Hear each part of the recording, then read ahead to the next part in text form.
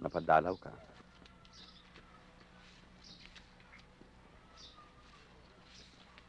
Tatagal pa ba ako rito?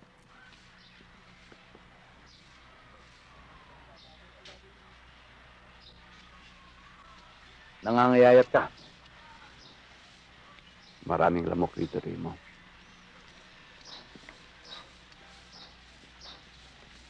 Malayo na narating mo mula sa Plaza Miranda. Ikaw rin. Ngunit sa kabilang direksyon. Sorry to disappoint you, Remo. Umiba ng panahon. Lahat tayo may pangangailangan. Mahirap panindigan yung paniniwala kung kahul ka sa pera at kutumang yung mga anak. Hindi lang ako ang naging ganito. Kumupas na rin ang kulay pula. Once passion cools down with age. Remo, hindi natin kaya ang gusto mong gawin. Hindi ng edad, Alejo. Ng pera. Huwag mo ipamukha sa akin ang ating simulain. Ako ang nagsimula nun. Hindi mo ba natatandaan? Ako ang tatapos. Paano mo matatapos kung nasa akin ang kailangan mo? That's all I need. For now. At pagkatapos, quits na tayo. Hindi mo ba itatanong kung gusto ko pang bumalik?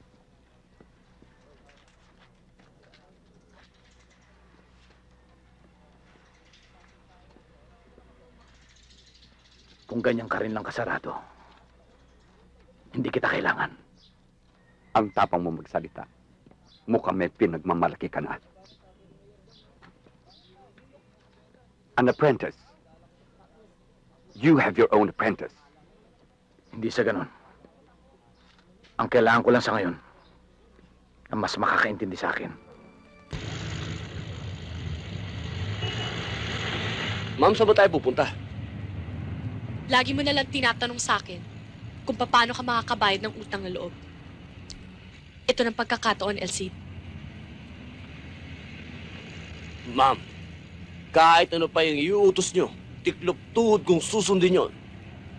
Kahit ano pa yan. May pa-ambush ako sa'yo. Ambush? Ma'am, naku naman, hindi nga ako Ma'am, hindi nga ako bibili ng sweepstakes. Kayo naman, no? Elsie, ang ibig sabihin ng ambush, may ipapapatay ako sa yung taong mainit ang dugo ko. Ma'am, mahirap po yan.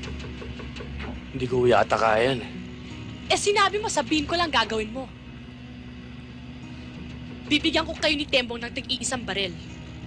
Ang gagawin niyo lang, i-ambush niyo yung taong kinamumuhian ko.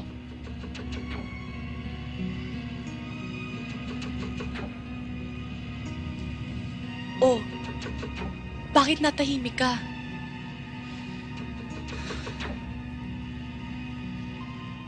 Elsie, alam mo naman ikaw lang maaasahan ko dito eh. O ano?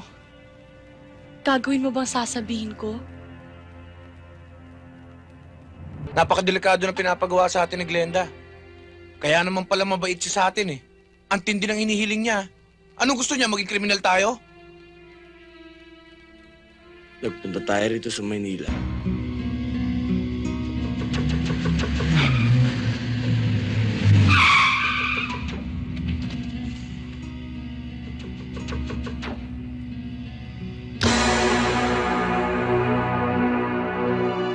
Yana, Atras tayo!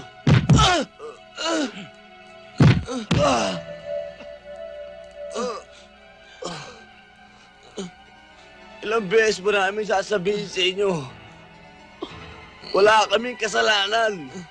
Napag-utusan lang kami. Wala kaming alam sa pangyayari.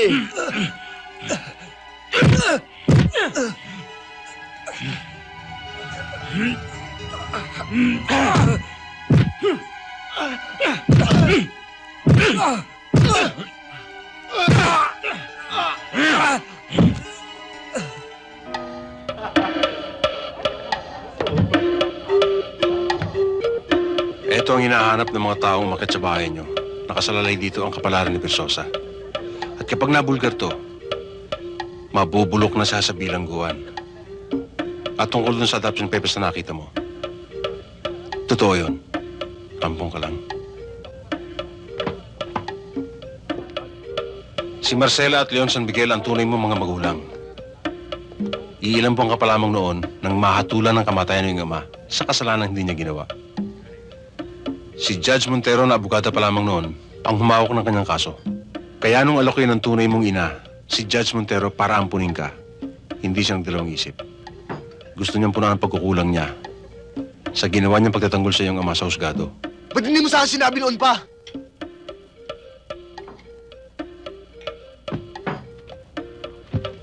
Siya lang nakakaalam nun. Maaaring mahanap lang siya ng magandang pagkakataon o tiyempo para sabihin sa'yo. Pero kung ako sa'yo, Angelito, itutuloy ko lahat ng maganda niyang pangarap para sa'yo. At tinitiyak ko, magiging maligaya siya saan man siya naroon. Ninong, hindi ako matatahimik hanggat hindi ko nabibigyan ng katarungan ng pagkamatay ng mami ko. Meron taon dapat magbayad. Meron taon dapat managot.